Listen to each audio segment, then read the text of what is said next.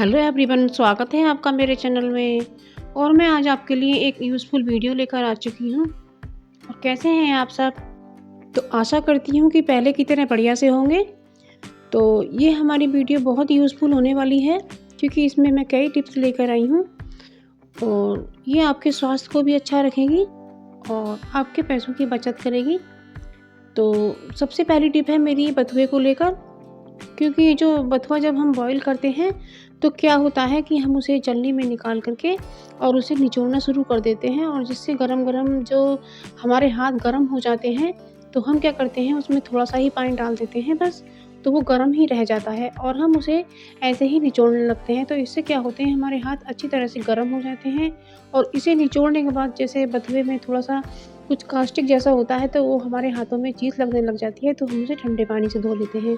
तो हमारे जो हाथ होते हैं, तो वो गरम ठंडे होने की वजह से हमारे हाथ में सूजन आ जाती है और खुजली लगने लगती है और वो फटने भी लग जाते हैं।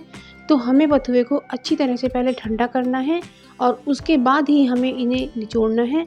तो अच्छे से जब ठंडा हो जाए तभी इसे निचोड़ें, तो इससे हमारे हाथ गर्म नहीं होंगे और फिर ठंडे पानी में धोने पर हमें ठंडा गर्म भी नहीं होगा। तो इस तरह से हमने बथुए को निचोड़ा है और हमने बथुए को पहले अच्छी तरह से ठंडा कर लिया है। तो अब जो बथुए का पानी निकलता है, तो अब दूसरी टिप है हमारी उस बथुए के पानी को लेकर। तो ये जो बथुए का पानी होता है, इसे बिल्कुल भी ना फेंकें और ये बहुत ही अच्छा होता है। इससे अपना सर धोएँ, तो इससे अगर आपके सर में डैंड्रफ वगैरह है तो वो ख़त्म हो जाएगा। देखिए फ्रेंड्स, जब हम बथुए को बॉयल करते हैं तो इसको साबुत ही कर लेते हैं, क्योंकि काटने पर मैश हो जाएगा। तो इसे उबालने के बाद इस तरह से चकले पर रखकर चाकू से चॉप कर लें, तो ये आपका जो बथुआ है बड़ा-बड़ा नहीं आएगा और ना ही मैश होगा। तो इस तरीके से आप चाहें तो इसके पराठे बनाएँ और चाहें इसको रायता बनाएँ। तो इस तरीके से आप अपने बथुए को चॉप करें। तो हम ये पिट्ठी बना रहे हैं पराठे बनाने के लिए। बथुए और आलू को मिक्स ज़रूर से कीजिएगा, क्योंकि बथुआ अगर हम खाली ऐसे ही बथुए से पराठे बनाते हैं तो बथुआ पराठे से बाहर आ जाता है। तो इसलिए बाइंडिंग के लिए आलू ज़रूर डालें। और उसमें मैंने हरी मिर्च और लाल मिर्च नमक ऐड कर लिया है, कुछ धनिया पाउडर भी ऐड किया है। तो इसे अच्छे से मिला करके इसके पराठे बनाए जाएंगे, तो ये पराठे बाहर नहीं आएंगे बिल्कुल भी। अब ये हमने चटनी बनाई है, तो हमने धनिया मिर्ची इसमें डाल दी है।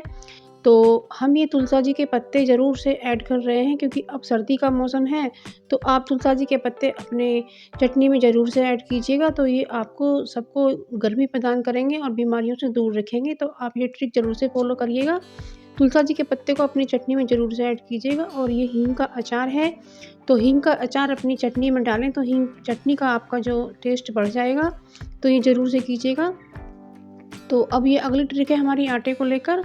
तो हम क्या करते हैं, आटे को मांडकर नमक बाद में लगाते हैं, तो उससे हमारा आटा थोड़ा टाइट हो जाता है और हमें उसमें मेहनत ज़्यादा करनी पड़ती है और हमें समय भी ख़राब जाता है। तो इसलिए इसमें आटे में नमक पहले ऐड करें और इसमें थोड़ी-सी हल्दी भी ऐड करें, क्योंकि हल्दी डालने से बृहस्पति देवता की कृपा हमारे पर आ जाती है और बृहस्पति जी शांत रहते हैं। और आटे को थोड़ा-थोड़ा पानी डाल करके इसे गूँथें, एक साथ पानी बिल्कुल भी ना डालें, क्योंकि बच्चे आजकल हॉस्टल वगैरह में रहते हैं तो उन्हें कभी-कभी खाना बनाना पड़ जाता है। तो इस तरह से आटे को मांडना चाहिए, जिधर आप आटे को सूखा देखें उधर ही थोड़ा-सा पानी लेकर डालकर फिर उसे इकट्ठा करना चाहिए। तो इसी तरीके से आटा बनता जाता है। और अब देखिए फ्रेंड, इधर की तरफ आटा थोड़ा गीला है, तो उधर की तरफ सूखा है, तो सूखे की तरफ भी हमें थोड़ा-सा इस तरह से पानी डालना है और इसे फिर से गूँथना है। और ये जो आटा है ये आपस में मिलता जाएगा, जुड़ता जाएगा और सारा सूखा आटा गीला हो जाएगा। इसी तरीके से हमें आटे को मारना है, क्योंकि बच्चों पे आटा मारना नहीं आता है और वो परात में चिपक जाता है। तो इस वजह से ये वीडियो मैंने बच्चों के हिसाब से बनाया है। तो थोड़ा-थोड़ा पानी डाल कर के आटे को मैश करें, तो इस तरह से आटा गूँथा जाएगा। तो देखिएगा फ्रेंड्स, ये आटा बिल्कुल भी परात में चिपकने वाला नहीं है। तो अब आप थोड़ा-सा पानी अपने हाथों में लगाइएगा और फिर इस आटे को दोबारा से गूँथिएगा, तो जो आटा हाथों में चिपका हुआ है वो भी आटे में ही जाके मिल जाएगा।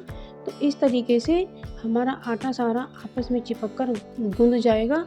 और जो परात में लगा हुआ है इसको भी इस तरह से घुमा-घुमा करके सारा आटा इसी आटे में चिपका लेते हैं और हम इसमें थोड़ा-सा पानी लगा करके अब इसको हम थोड़ा रेस्ट के लिए रख देते हैं। तो हमें कम से कम 10-15 मिनट के लिए रेस्ट करवाना है। यदि आपके पास समय ना हो तो आप 5-10 मिनट के लिए भी रख सकते हैं। या केवल 5 मिनट के लिए भी रख सकते हैं। तो अब हमने ये रेस्ट करा दिया है, अब इसको हम दोबारा से गूँध लेते हैं। तो फ्रेंड्स, इसकी जो रोटी होती है वो बहुत ही सॉफ्ट और फूली हुई आती है, तो आप ये ट्रिक ज़रूर से फ़ॉलो करिएगा। तो इससे हमारा आटा बहुत ही सॉफ्ट गूँध कर के तैयार होता है और इससे हमारा पेट भी ख़राब नहीं होता है। और पानी हाथ पर लगाकर जब भी गूँधिएगा तो पानी तो हमारा जो आटा है वो हाथ पर नहीं चिपकेगा, तो इसलिए हमें थोड़ा-सा सूखा आटा भी रखना है। और अब हम बथुए के पराठे बनाएँगे, तो सबसे पहले तो हम अपने हाथों पर ऑयल लगाकर तो इस फिलिंग के गोले बना लेते हैं। तो गोले बनाने से होगा ये कि हमारे पराठे बिल्कुल भी फटेंगे नहीं और जो फिलिंग है वो बाहर बिल्कुल भी नहीं आएगी। तो सबसे पहले तो हमने छोटी रोटी बनाई है, क्योंकि सबसे पहली रोटी जो होती है वो गाय को बनाई जाती है। तो अब दूसरी हमने पराठा बनाया है, तो इस तरीके से फ्रेंड्स उस पर ऑयल लगाकर और पिट्ठी रखकर जब आप बेलेंगे ना धीरे-धीरे से, तो ये पराठा बिल्कुल भी नहीं फटेगा और बहुत अच्छा बनकर तैयार होगा। तो ये मेरी गाय की जो रोटी पराठा है बनकर तैयार हो गया है। अब हम इस पर चीनी रखकर अग्नि देवता को भोग लगाते हैं और भोग लगाते समय स्वाहा शब्द हमें तेज़ से बोलना है, तभी अग्निदेव भोग स्वीकार करते हैं, नहीं तो अग्निदेवता को भोग नहीं जाता है। और हमें थोड़ा-सा जल का छींटा भी लगाना है। तो इस तरह से हमारी गाय की रोटी का भी पूजन हुआ और ये गाय को भेज दी जाएगी रोटी। तो अब ये हमारा पहला पराठा है। तो अब ये हमारा एक तरफ से तो सिक गया है, थोड़ा-सा पच गया, यानी कि अब इस पर हम ऑयल लगा देते हैं। तो इस तरह से ऑयल लगाकर दबा-दबा कर हमें मीडियम गैस पर इसे सेक लेना है। ज़रूरत पड़ने पर हमें गैस को फुल भी करना है। तो ये पराठा हमारा सिक कर के तैयार है। तो अब हम सबसे पहले कान्हा जी का भोग लगाएँगे। तो कान्हा जी का भोग लगाने के लिए हमने रायता भी बनाना चाहा, लेकिन बंदर बाहर बहुत है, हम दही नहीं ला पाए, इस वजह से हमने चटनी से ही भोग लगा दिया। तो हमारे कटोरी में जो भगवान जी हैं वो बांके बिहारी जी हैं और हमारे कान्हा जी कितने सुंदर लग रहे हैं। तो हमने अपने कान्हा जी का भोग लगा दिया है।